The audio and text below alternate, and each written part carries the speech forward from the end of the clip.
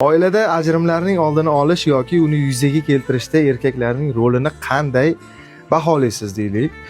Uni hissasi ayolnikiga qaraganda ko'proqmi yoki bu ikki tomonlama mas'uliyatmi? Birinchi navbatda oilada erkakning va ayolning ham o'zini vazifasi bor.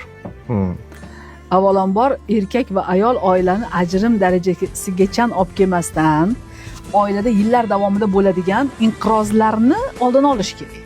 Kichik inqirozlardan mayda muammolar, hal bo'lmagan muammolar, kichik inqirozlar, kelishmovchiliklar u yillar davomida yechilmaydi. Biz muammodan qochamiz.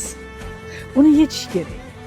Chunki bunday ko'rinyaptimi, muammo bormi, uni albatta ustida ishlash kerak.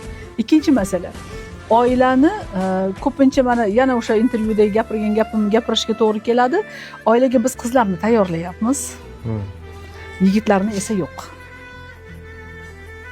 Demak, mas'uliyat ko'proq yigitga tushadi. Albatta, oila boshi kim? Erkak, yigit bo'ladi. Erkak. U oilaga, qizlarni oilaga tayyorlagandan ham ko'ra ko'proq tayyorgarlik ko'rish kerak.